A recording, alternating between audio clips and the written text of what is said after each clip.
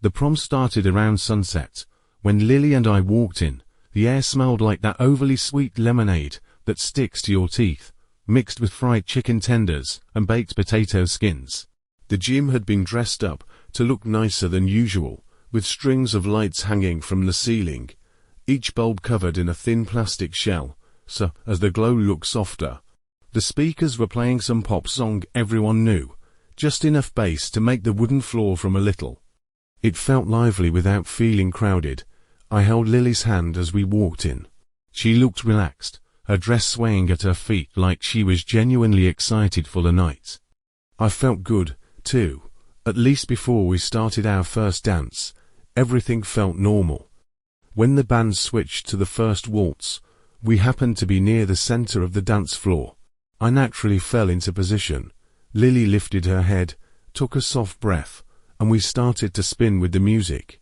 The melody was clean, almost like it was written for us. Every time we turned, I caught the reflection of the hanging lights on the mirrored wall, making the room feel bigger.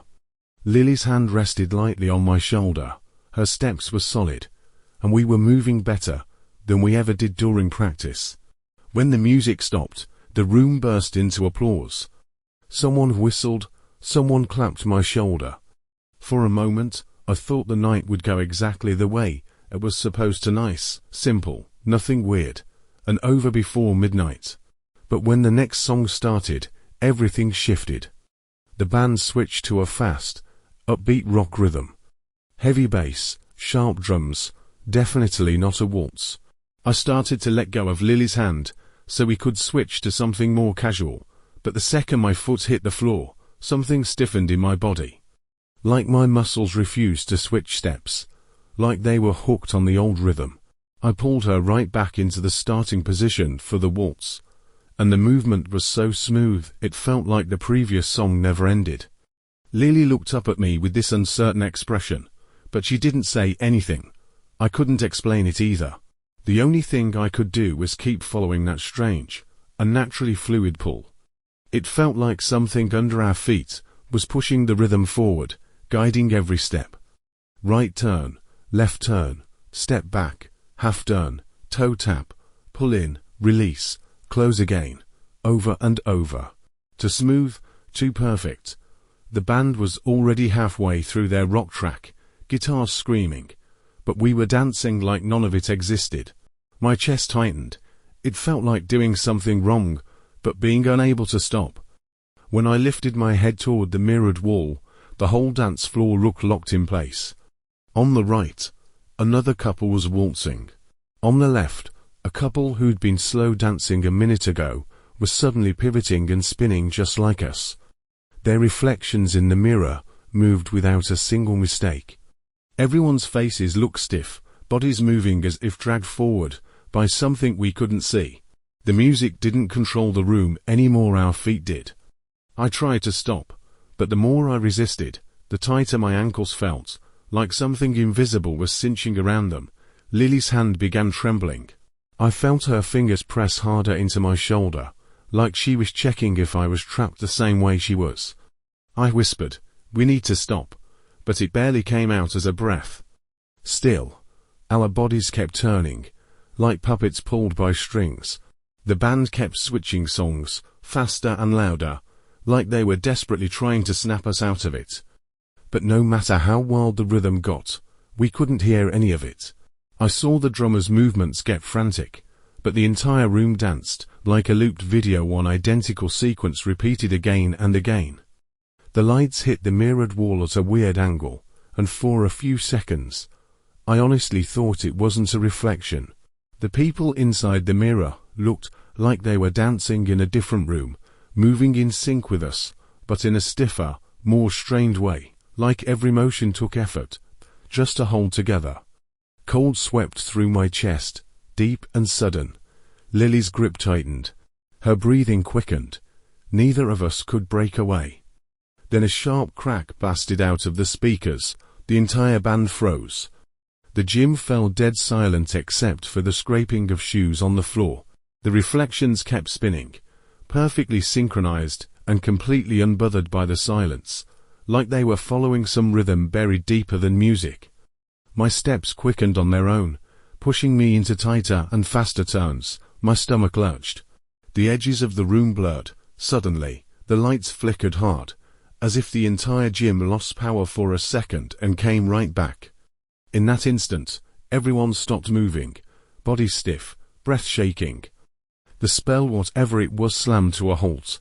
The speakers crackled, and the MC's voice came on, shaky, but pretending to be calm, telling everyone to take a break, find a seat, drink some water. Nobody argued. Everyone walked like they'd just sprinted a mile. My legs were trembling when I sat down. The mirror reflected all of us, but the reflections felt a half beat off, like they were catching up from somewhere farther away. Sweat ran down my forehead. My hands shook. I couldn't explain any of it. People exchanged looks, pale faces, false smiles, nervous laughs. Lily sat beside me, gripping a pinch of her dress, like she needed something solid to hold on to. The MC introduced the next track, a gentle, slow song, with almost no rhythm at all. Just swaying, breathing. I wanted to leave, but when Lily looked at me, her eyes were full of this quiet fear. Like leaving would make it worse. Like the wrong rhythm was waiting at the exit. So we went back to the edge of the floor. The slow song started. At first, nothing strange happened. People moved casually, just shifting from side to side. But on the third step, something tugged at my legs again, pulling me back toward the first count of the waltz. I jerked my foot back like I'd stepped on ice. Lily shot me an alarmed look. She felt it too. In the center of the room, a couple had already started spinning again. The exact same waltz, perfectly identical steps. I could predict their entire sequence, like watching my own body with a delay. More couples joined. No one chose it. It just happened. The mirrored wall suddenly brightened unnaturally, like a spotlight went on behind it. The reflections started moving late, half a second behind us. Then they sped up, faster, harder, too fast. The mirror dust spun like they were caught in a whirlpool. Each reflection pulled into a frenzy, and everyone in the gym was forced to match their pace. My heartbeat spiraled out of rhythm. I could barely breathe. The lights flickered again, and the whole gym froze. All the reflections stopped at the same time, facing us in identical poses. The air snapped tight. Even the sound of wind outside felt muffled. Then, the reflections stepped back, in perfect unison, and slid to the sides, making space. In the center of the mirror, something dark blurred into shape. A shadowy figure, waiting, watching, leaning forward like it was about to step out. Just as the pressure in the room hit its peak, the gym doors burst open. Cold air rushed in. The hanging lights swayed. The mirror shuddered. The shadow vanished. The speakers glitched, recovered, and a new song began. Normal tempo, normal sound. People groaned, coughed, clutched their chests. No one asked what happened. Everyone wanted to pretend nothing did. Lily squeezed my hand and whispered that she wanted to go home. I didn't argue. We crossed the gym and stepped outside. I turned back once. The mirror showed nothing unusual, just reflections, standing still. But I knew they hadn't been us a minute ago. Outside, the air felt colder than it should have been, like all the warmth of the night was trapped inside the gym. Lily and I didn't talk as we hurried across the parking lot. Every step felt like something under my feet was still pulsing, still pushing, like the waltz was stuck in my muscles. When I shut the car door and hit the start button, sweat gathered in my palms. I took a long breath, trying to shake off the whole night, but the pressure in my chest wouldn't let go. Lily clicked her seatbelt into place and suddenly asked, "Do you think we really stopped?" I didn't answer. I couldn't, because my foot had just shifted to the right, slow, subtle, like it was about to take the first step of a waltz again. That Friday night, I had a stack of old photos spread out on the carpet, sipping coffee that had already gone cold while flipping through them. It was a box I'd dragged out from my parents' place, stuffed with all kinds of 90s junk, old ticket stubs, pins from basketball games, faded marching band stickers. At the very bottom was our prom group photo. The edges were curled from age, but every person in the center was smiling in that caught by the flash way neat, perfect, too clean to be real. I pulled the photo closer to my knees, trying to spot myself. Most of the girls had bright dresses. My burgundy skirt was easy to pick out in the front row, a little to the right. 17-year-old me was doing her absolute best to look relaxed, and honestly, the smile wasn't as stiff as I remembered. I stared at the picture for a long time, until my eyes drifted to the back rows, and that's when I felt a sharp, metallic chill, like touching cold steel. The backdrop behind us should have been a flat dark curtain. We'd watched the photographer smooth it out before taking the shot. But in the photo, the curtain looked strangely dense, like it was swallowing the light. And from the darkest part of it, a dozen pale hands stretched outward, blurry, but clear enough to see every finger. Those hands rested on the shoulders of the front row students, like they were quietly reminding them to stand still, don't move. At first I thought it was some exposure glitch, but the second I saw it, I knew it wasn't, because those shoulders belonged to people I knew. Kevin, Marcy, Tim. And those hands were positioned to naturally, not repeated shapes, not folds in the fabric, more like arms sneaking out from behind us, only none of us ever felt a thing. I slowly lowered the photo, hearing the neighbor's dog barking outside. The living room lamp was a little dim, and the glossy surface of the picture caught the light, but those hands stayed sharp. I flipped it over, trying to slow down whatever was racing through my brain, but the moment everything went quiet, I remembered exactly what happened that weekend. The day after prom was Saturday. I ran into Marcy's mom at the grocery store while buying bread. Her face was pale, shopping list clenched tight in her hand. She said Marcy had slipped down a bunch of stairs, at home her ankle swollen like an old sandbag. I thought it was just an accident and wished her a speedy recovery. That evening Kevin's older brother called, asking if anyone had seen where Kevin went after the party, because he'd been hit by a car door while biking and needed stitches in his knee. The next day, Sunday night, our neighborhood email thread lit up with news that Tim fainted while wiping down his garage door, fell, hit his forehead, and was kept in the hospital for observation. I remember thinking that weekend was insanely unlucky, like our whole class had been cursed. I even joked about it with my friends. I didn't remember the hands at all back then. The photo wasn't printed until weeks later. When I first saw it, I thought it was weird, but brushed it off. Who would rewrite an entire night's memory just because of a few blurry hands? Now I was sitting in my living room, staring at the picture all over again. Years had passed, but suddenly the hands didn't look like they were resting, they looked like they were about to tighten. Everyone's smiles were frozen in the same shape. Every shoulder tilted slightly forward, like whatever stood behind us had already leaned in. I lifted the photo until it was just inches from my face. The hands had no shadows, no sense of direction, no bodies attached. They just reached out of the dark, like they'd been waiting too long. The stillness of it made my stomach twist. I stood up fast and placed the picture on the dining table, putting distance between us. I grabbed some water from the fridge, the cold bottle grounding me for a moment. But when I walked back, the photo seemed darker somehow, as if it was absorbing the light around it.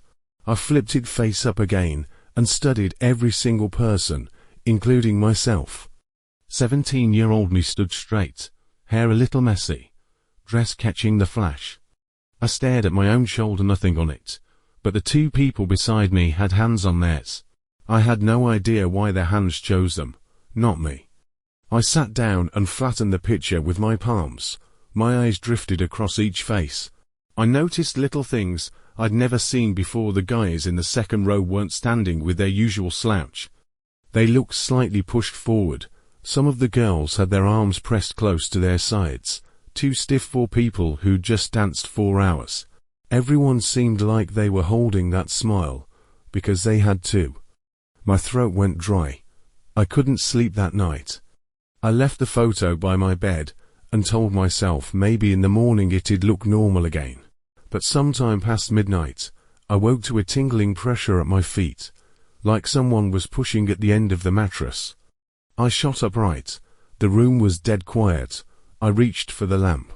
When the light snapped on, I saw one corner of the photo lifting slightly like a breeze was coming from underneath it.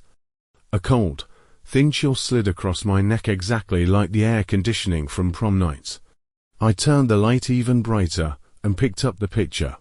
The hands hadn't moved, but I knew they looked different. The edges weren't as blurred as before, crisper, closer to the curtain. The longer I stared, the more the picture seemed to vibrate. Not visibly, more like a sensation under my fingers. Then something far worse hit me. The people who'd gotten hurt that weekend were almost exactly the ones with hands on their shoulders. I flipped the photo face down, breathing uneven. The lamplight hit my hand, and I saw my fingertips turning pale, like the picture had been pushing back against me. I hadn't pressed hard. The photo had. I didn't sleep at all. I watched the sky brighten and took the photo out to the balcony at sunrise. In daylight it looked cleaner. Those hands faded into soft shadows, normal, almost harmless. I took deep breaths, telling myself I was exhausted. Just like back then, those weekends, when everything felt like coincidence stacked on coincidence. But when I rested the photo on my lap, a faint line appeared in the darkness of the curtain again, like the hands were waiting for the sunlight to leave. I closed my eyes, leaning back. The breeze brushed my face, and for a second it smelled exactly like prom night floor wax, latex from balloons, and lukewarm fruit punch. I remembered standing around while the photographer fixed the lighting. Maybe something behind that curtain had already been reaching out. Maybe the part of that night we thought didn't exist was there the whole time. Those hands weren't a misprint, weren't noise, weren't a trick of the fabric. They had been right behind us, close enough to make our shoulders twitch when we smiled. We just didn't notice, not until the photo was printed. Not until the accidents came one after another. Not until years later, with the sun hitting the picture, I finally realized I hadn't been avoiding prom memories. All this time I'd been avoiding that row of hands reaching from the dark, still remembering how neatly we stood, how easy we were to touch. When the wind stopped, I looked down at the photo again. There was a faint shadow near my shoulder, this time shaped just like a knuckle, lightly resting there. The girl in the picture was smiling beautifully. But suddenly, I didn't recognize that smile at all. I lifted my head. The sunlight was bright, but I couldn't pull my eyes away from the photo.